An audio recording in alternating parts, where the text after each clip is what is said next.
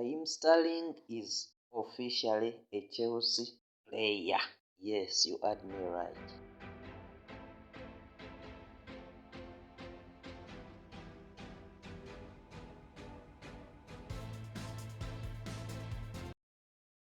In this video, we are going to be talking about Raheem Sterling's transfer to Chelsea. Yes, welcome to my YouTube channel. It's called Sportion Media.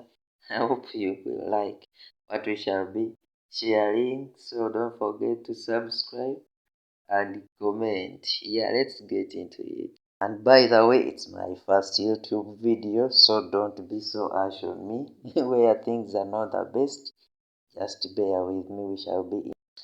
Earlier this week, it was reported that Chelsea and Raheem Sterling's representatives had reached an agreement concerning personal terms. Like we said, he will be earning around £300,000 per week. And it is also said that Chelsea and Manchester City have agreed upon the transfer fee, in ranges of about £45 million that could rise up to £50 million depending on what Chelsea may win when they have Sterling working with them.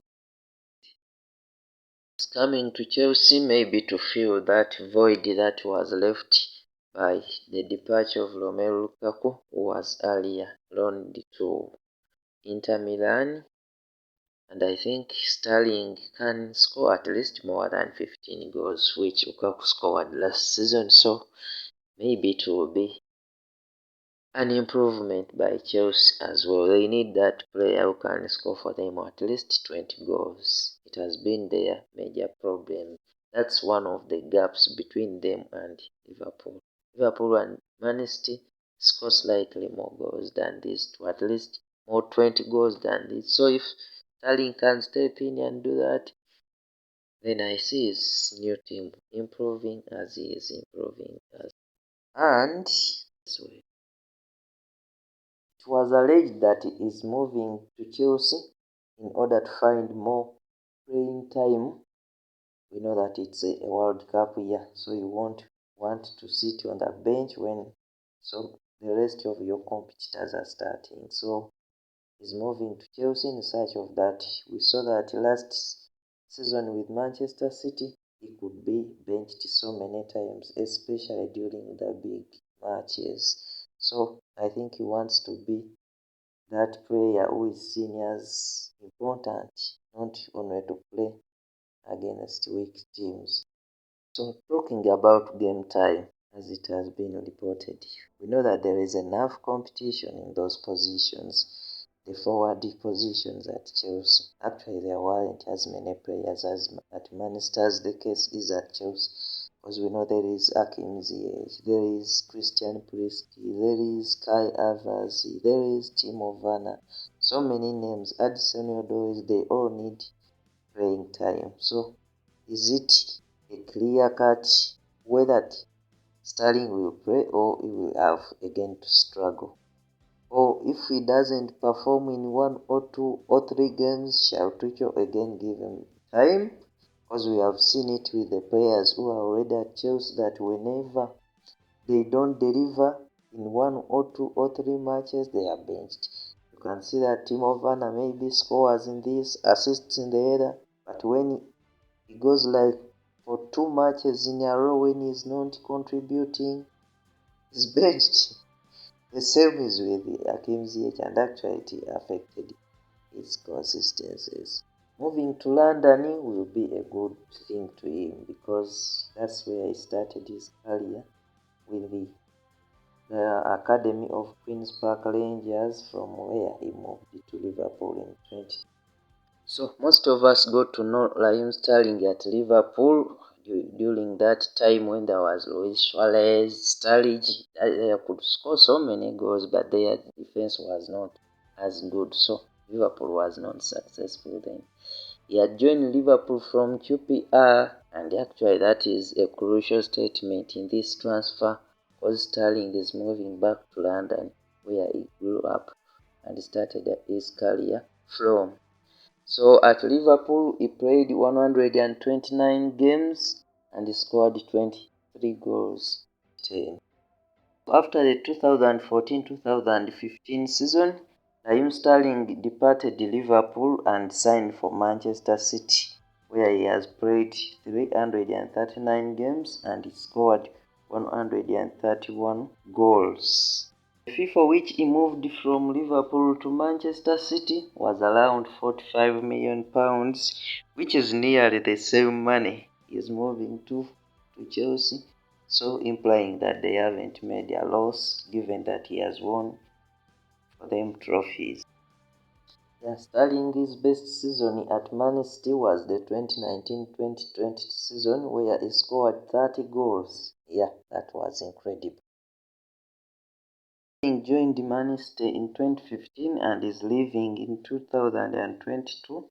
Those are 7 solid years at the club, during which he has won for them 4 Premier League titles, including one of last year, one FA Cup where they beat Watford 6-0, 2 Community Shields, and 4 EFL Cups, including one against Chelsea where Kepa refused to be benched. Featuring against Chelsea, he has played 22 games. Wow, against Chelsea, and he has only managed to score 3 goals.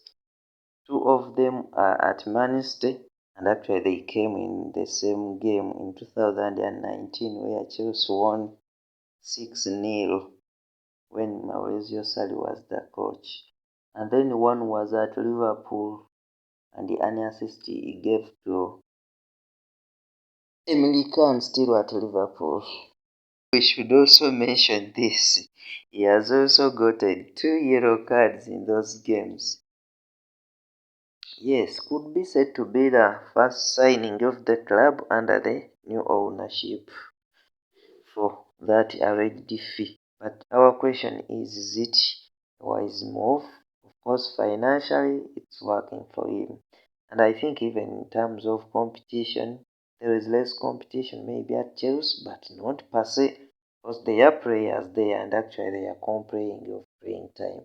You can see that Hakim Ziyech has not been given him the time he may want. Even the likes of Christian Prisky are complaining about the same thing. The likes of Kai Havertz are not playing like 90 minutes or what. Hakim Ziyech, Timo Werner, they all need to play.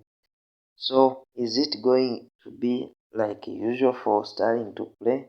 Or he has already agreed upon that? Or if like we've seen for with Thomas Tuchel, if someone plays 1 or 2 or 3 matches without scoring, you will bench them. That has been the case with Blisky, the case with Werner, and it's actually affecting their form. So will Sterling have an edge maybe because it's English? Because this is a World Cup year. You need to play as many minutes as you should, and you need to impress. So will this move work for Sterling?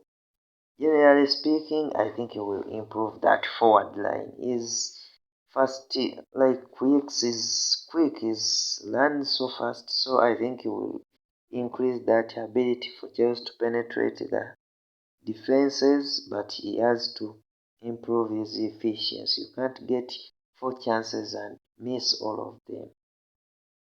As we come to the conclusion of the video, I personally think that how Sterling's transfer may turn out to be will depend on the other players Chelsea may sign, because they still have a long way to go. They need a defender, they may need even a striker.